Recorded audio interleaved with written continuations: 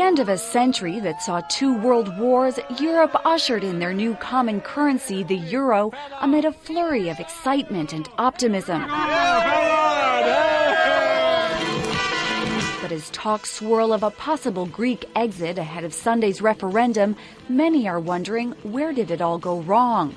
The monetary union was launched in the Dutch town of Maastricht in 1992, followed by conversion rates in 1998. Then French finance minister, a certain Dominique Strauss-Kahn, said it was a giant leap forward.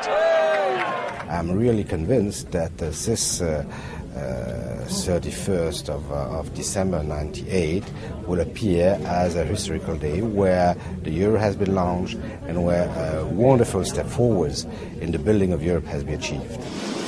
But a decade later, the global financial crisis hit. Greece couldn't pay its debts and turned to its European partners for help. But there were conditions.